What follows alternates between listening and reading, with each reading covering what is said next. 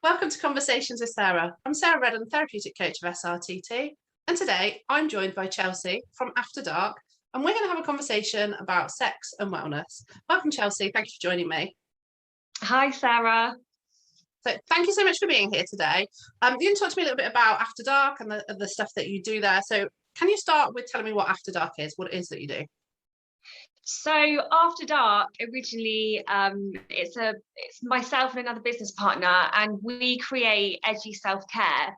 However, it's now branched from another previous business that I had, and we've brought my wellness and sexual coaching into the business. Basically to encourage people to get in touch with their connective side, understand a bit more about the human psyche and how we connect authentically with other people, our friends, our partners. But alongside that, we also have a product line, which is a bit more on the retail side of things. So we cover a large dynamic, but today we're here to talk about the sexual After Dark side. Yes, yeah. And that's what I was really interested in kind of bringing in, because that's something I don't think we hear enough about in self-care spaces, about sort of like sexual desire and sexual connection and sexual wellness. So getting people in to talk about that from the different aspects is something that I'm really, really interested in doing more of. So thank you so much for coming and joining me and kind of giving me the opportunity to have this conversation today. So tell me a little bit more about sort of why you became a coach and why you chose to go into sex and wellness. So I've gone through various therapies throughout my whole life. I've come from childhood trauma, relationship abuse, and I've come from a negative stead of lifestyle in some ways. So I've always been interested in therapy, in learning and connection. I've studied so many subjects, English and psychology being at the forefront throughout my whole adult life so far, and still ongoing. And I really, really wanted to work out where my strengths led. And I realized it wasn't therapy. I'm not there to be a healer of the mind in that sense. I'm here to encourage, I'm here to offer a positive and encouragement platform with people that are already beginning to start to embark on their journey. So within coaching, I could have got into everything. So I tried learning about happiness. I tried learning about relationship coaching and wellness in general. Yeah. It wasn't until I stepped back and realized myself, and along with a few of my friends and even family agreeing, like, you know, when your family are like, this is, you know, the sex side, I definitely see fun. That's where I decided to actually bring my real life, using all the methods that I've had from therapy and the positive mindset and knowledge that I have, and taking it forward into a sexual way and bringing sex and wellness together as a whole. It kind of grew in a way that was really organic, but unbeknown to me when I started the complete journey as a whole. Yeah, I think that's the thing though, for a lot of us that come into sort of helping or therapeutic work, our kind of own journey, our own healing can very much influence where we go, whether it be, I'm absolutely not going to work in that area because it touches in on stuff that I don't want to be kind of touching into yet, or I really see the benefit of the journey that I've been on and where I've healed and really want to help. I mean, I know for me, I'm very much at that stage where like, I want to help past me people because of my journey and where I've got to now. So what sort of clients come to you then? Who is it that you work with? So initially, when I first started this, I really wasn't sure, and I did a lot of trying to understand who my ideal client would be. But I thought that I'd be speaking to really confident couples who were perhaps maybe into the polyamory journey, or who were in fact swingers. But actually, whilst I do have those clients, and I absolutely adore those clients, I have people who are at the beginning of their sexual phase. So it could be a client that's come out of a long-term relationship that is getting into the whole online capacity of dating, trying to rebuild their confidence. But my specialty is specializing within the kink community. So for anyone who doesn't know anything about kink, in a nutshell, people who have a niche sexual fantasy, interest, or desire, I work with these people to be able to enhance that aspect of their relationship with someone, or introduce it into their life with the partner they're with, or with somebody else that's new. So is it sort of about facilitating conversation, the work that you Yeah, do? kind of with a couple. So because I'm not a therapist, some people approach this topic in a way that's, oh my God, it's something that's brand new to them, and they need to, or they choose to have the therapy to kind of understand it or work through it. The clients that I work with are people that are confident to work through it, to go on the journey together, but also as a single, to understand how they can have it as a positive, as something positive within their life, and how they can complete the dynamic, but in a healthy way. Yeah, because I for a period of time I worked for a couples counselling charity, and that piqued my interest in psychosexual therapy, and I think it is really interesting, the sort of the dynamics that go on in couples, and kind of stuff that plays out in our sexual relationships, and not getting our needs met. Well, this is it, and this is why I speak to so many people, and it's very, very common for people to delve into a lot of different sexual areas. People that you just meet on the street that look like Joe Blogs, or who you know that are very vanilla, or who are very, very straight down the line. These people can have either suppression of their sexual wants and needs, or completely the other way. There are people who you would more than guess, they out it, they put it out there, it's very, very obvious. They sometimes might need to understand how to facilitate the kink and the dynamic that they're looking for. So how do you work with clients around that? What because basically I'm imagining that there's people listening and kind of not really understanding like what this is, and is this sex work, is it therapy, is it what is it, what's going on? Yeah, I'm by no means a therapist. There's also not any physical sex going on in a room. I don't teach people how to do any sexual foreplay. Yeah, I mean, that was my polite way of asking the question, and I didn't think that is what you did, but I know if I was listening, that is what I would be wanting to know. It's like, do you have sex with people? Is that what's going on? I know, it's the burning question. And you know, when you listen to a podcast sometime and there's like a real juicy question, but the person who's getting interviewed or spoken to doesn't answer it in the way that you want, I don't want to be that person. So there's no physical sexual acts that take place within any of my sessions. Sessions can be in person, they can be on a video call, on like a Zoom, they can be done over a FaceTime. And what I will do is I will work with the single client or the couple in a relationship. Sometimes there's more than one, for swingers and polyamory, which I find very, very fascinating. But we will work together and decide as a collective or as an individual how to work through and to facilitate the sexual desires, needs, or even in some cases lifestyle that they want or hope to have. Some people come to me and they don't understand where the urges are coming from. I have clients where they are a couple and one of them is more interested in trying something new than the other, but they're both there to see me to have that encouragement. So none of my sessions are to understand why a couple want to go into, say, kink or a different dynamic of their relationship.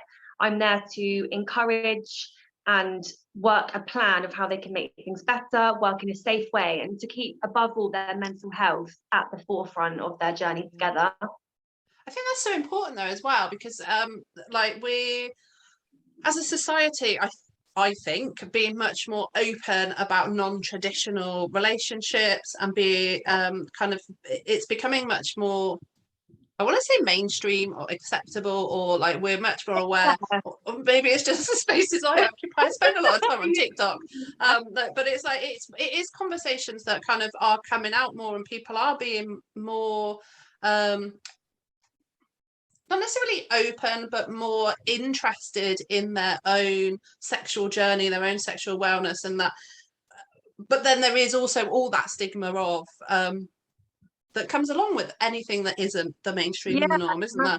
So it's having spaces where you can kind of go, oh, well, you know, I'm in this loving relationship, or I want to be in a relationship, and this is what I want, but I don't know how I get what I want, and I don't know what it is that I want, but I've got this idea of what it is that I want. Being able to have that conversation has got to make life so much easier and enriching.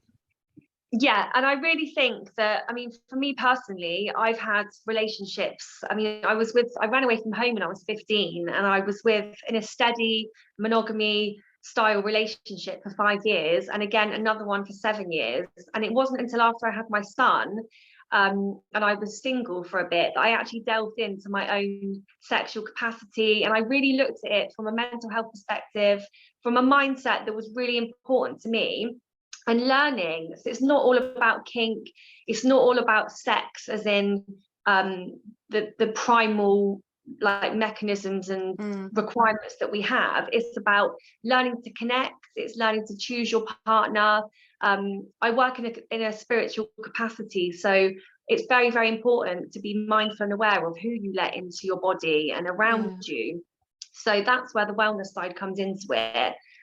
So as much as it's all kinky and non-family friendly, not safe for work, there's also a huge part of it which is about stopping and putting a boundary and a barrier to let safe people come through, and to keep your red flags type of people away. That's the thing though, it is important, isn't it, to sort of connect in with sex just for sex sake is absolutely okay and can be amazing, but there is the human connection side, and there is the energy, and there is that emotional connection that we go into. And if you're not in touch with that within yourself, and you're exploring in your sexual desires, I guess it can get messy, confusing, and really have a massive impact on your mental health, along with the potential of the stigmas that we've internalized. There can be a lot going on, so a lot to kind of unpick and to work through.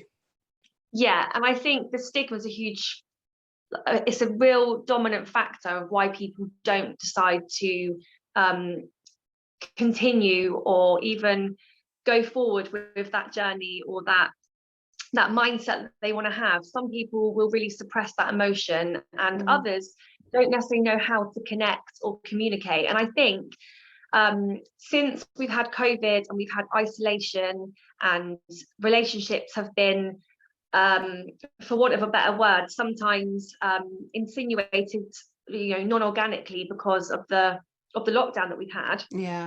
Connection and communication has sometimes for some people been really forgotten. But I've also seen the birth and the growth of so many authentic relationships where people are really now starting to assess what they want, and if that partner or that person isn't going to give them what they are looking for, then that decision comes to a head. And that's kind of what my work's a little bit about. I really, really want to, and even on this conversation, is that I really want to educate people to know that it's okay to have exactly what you want, and without the stigma, or even with the stigma, with everything aside, the judgment, even their own personal feelings, that you can have a healthy, happy and safe sexual relationship, and even close friendships with whoever you want. And is that kind of is that the main thing that you're trying to achieve with your work? I think so. I think at the beginning, I really wanted to start learning about myself. For me to understand and meet these people, I had to throw myself into the role. So that's what I did. But now I think, because I adore the different levels of people's sex lives, I really love to educate myself. I love to educate other people about safe ways to work with their fantasies, their wellness, and like I've said before, keeping the mental health and the happiness at the heart of it all. I think it's so important as a human to understand how your brain and your body can work together in complete harmony with another person. So that's my end goal, is to achieve sexual harmony, I guess, around the world. Yeah, and why not? I mean, it is an important part of adult life for many people. I mean, I know there's some people that sex is not it's not something they're interested in, but there's still connection, isn't there? And there's still that intimacy that can be found in other ways. So I guess that's the spectrum of the work that you can do with people.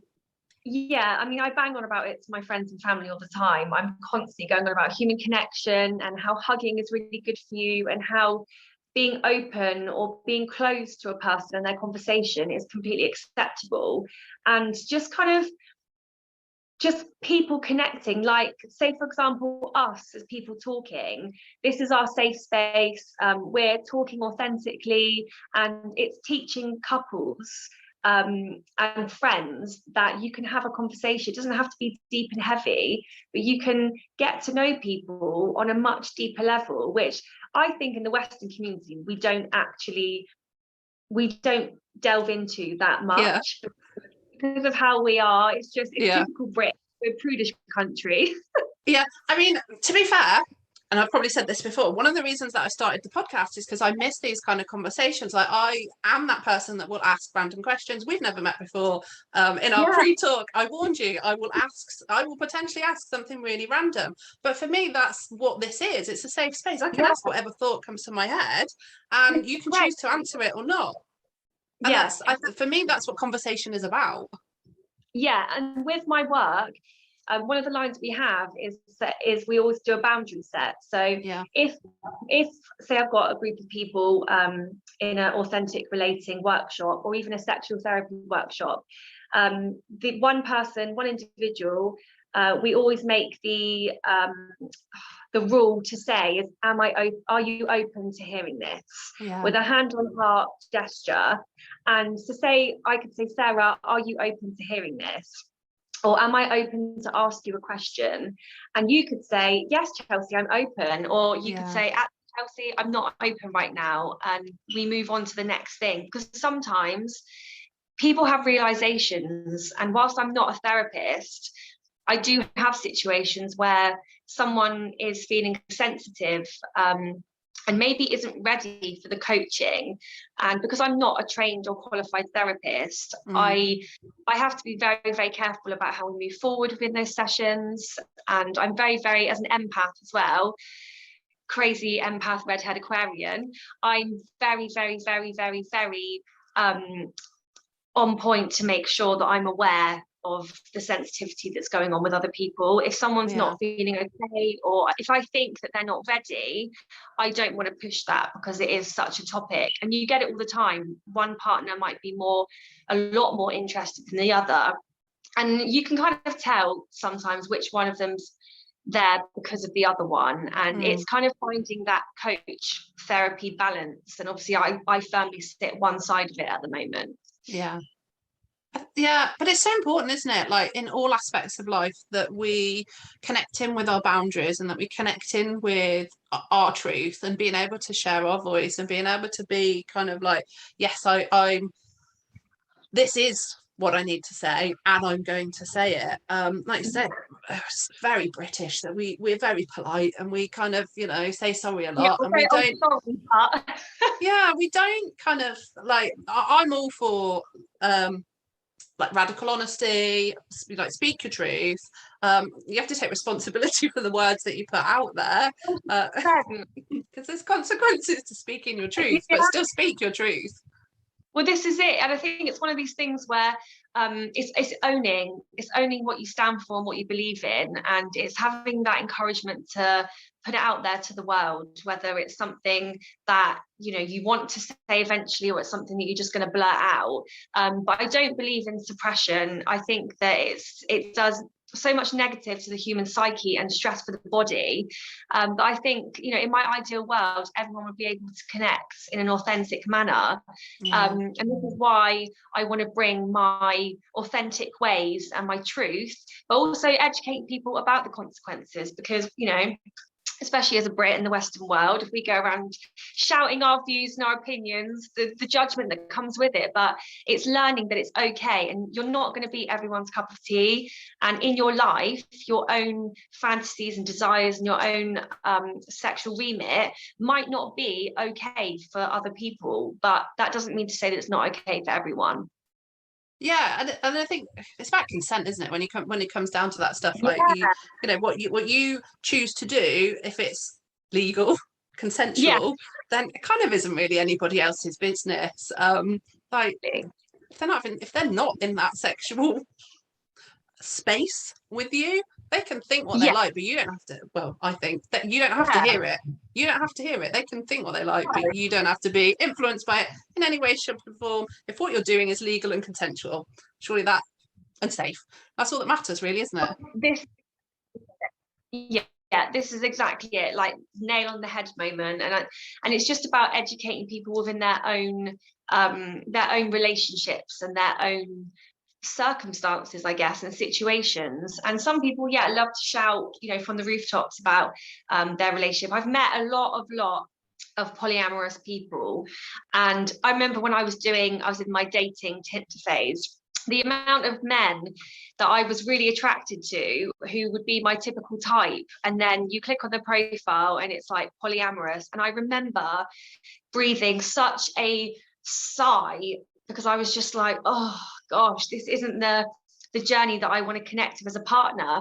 But when I really thought about it, and I'm such a believer of love and human connection, I believe that it is possible for polyamory to work. I really believe that it's possible to love multiple people. It's not the relationship style that I'm living or I'm choosing to live, but I really do believe that it works. And when I started to work with these people, I could really, really see how much happiness and how they speak to one another and how they need to connect in order to make that relationship method flow. They communicate in a way that a married couple that I've worked with could never, haven't ever. And it's quite beautiful to watch. But I think communication is everything. Yeah, I completely agree with you. When I reflect on sort of people that I've worked with, I mean, on any level, communication is the thing. And whatever type of relationship you're in, if you aren't able to have that open, honest communication, you lose so much, don't you? Because and you definitely need that skill more. Again, I am not in a polyamorous relationship. It's not a lifestyle that I lead. I'm alongside you. I think it can be an absolutely beautiful space to be in. I completely understand why people have that lifestyle, but God, you must have to do so much work on your communication skills to be able to have that be a successful relationship, because you need that in all relationships, and because of the extra dynamics, if you haven't got that, then there's going to be a power imbalance, and that, to my understanding, goes completely against what that lifestyle is trying to create. Yeah, and there's rules and regulations, and people do it differently. There's no set manual.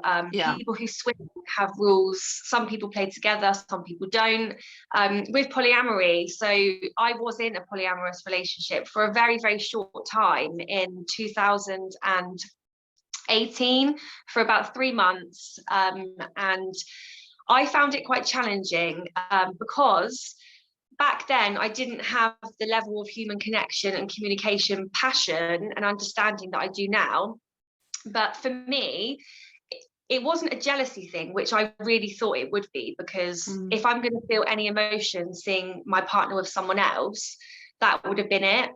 But I was the secondary partner, so I was invited to be with another couple, not even in a sexual way. We didn't even get that far. That's how communicative it was. And I met her, and she would like get him ready to go on a date with me, it was all very new, but she was primarily lesbian, and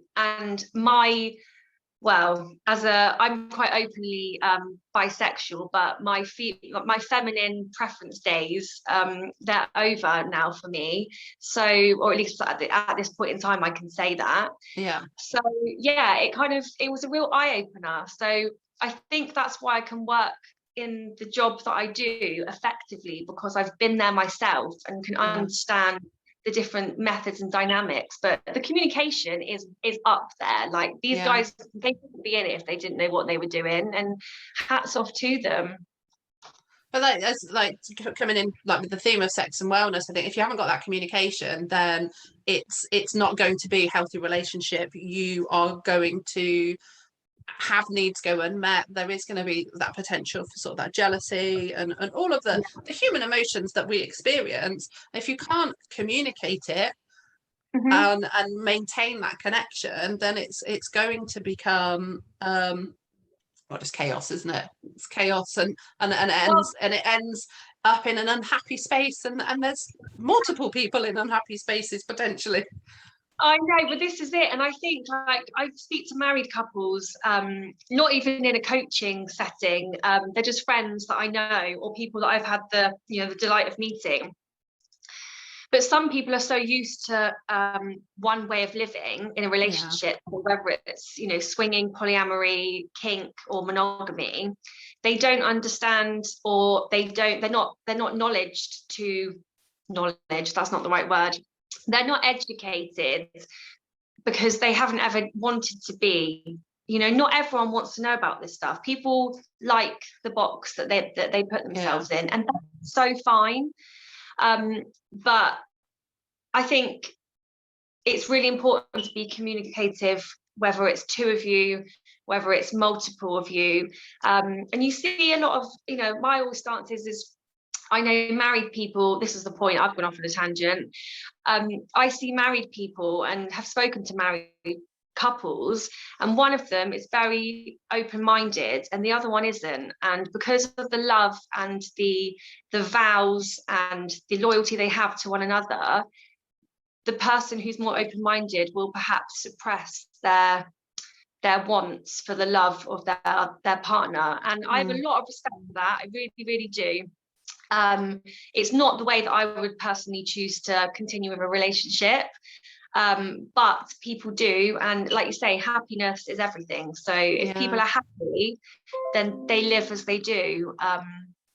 But yeah, my role is to encourage those who are taking a bit of a journey, or they've started a journey and they've completely gone down the rabbit hole and they need to just be brought back to the center and to reconnect again. Because a lot of the clients that I speak to, and even friends, I'm constantly banging on about, connect with each other, communicate, be organic, be authentic with one another. That's all my friends hear from me. They'll watch this and be like, she's talking about it again. But that's what it is though, isn't it? It is what it is. And I think that's one of the things that kind of, like you said, lockdown kind of brought up, that we need connection, but it needs to be authentic connection. It needs to be enriching connection. It isn't just about knowing loads of people and being in a space with a load of people. It is that intimate stuff, and I don't mean intimate in a sexual way. I mean that kind of real, this is what I think, this is what I feel, this is how I experience the world, tell me your truths. That's really what I feel as a society we've moved far away from, and perhaps we're trying to get, or I feel like we would have a healthier, happier life if we got nearer to that connection. So I am completely like on board with everything you're saying, and I think it's really interesting, and I'm sure that your clients gain so much from you. I'm noticing that we're really kind of getting towards the end of time. So if someone's listening and they are interested in connecting with you, where do they find you? So you can go onto Instagram. I am After Dark Box on Instagram. There's an email address on there. You can drop me a private message. A website is in the process of being built. But at the moment, social media is the way. So check me out on Instagram, and I'm open to all messages. I will reply to all of them. Perfect. I'm just going to say thank you so much for coming and speaking to me today. Is there anything that you want to leave people listening with before we end? Oh gosh, I've got a million things. or I just wanted to say, if you're watching this and you connect with me in the future, or whether you don't, if you're watching this and anything that I've said resonates or really, really relates, stick with it and go with your gut feeling. Because if you work with a coach, or whether you work organically with your partner, what your gut is saying, you will end up doing. It's just how the psyche works. But enjoy, be safe, be happy, and connect with yourself. Perfect. Thank you so much. Thank you for coming and speaking with me. It's been really interesting. Really, really enjoyed it. Thank you. Oh, great. I love talking about sex in the morning. Yeah, I mean, yeah. We'll have you back next year, and we'll talk about sex some more. Brilliant. Thank you to everyone for listening. I hope that you've enjoyed today's episode. To find out more about me and my guest, to give some feedback or suggestions on the episodes, visit srtt.co.uk. We're back next Wednesday with a new guest. Until then, stay curious and be kind to yourself.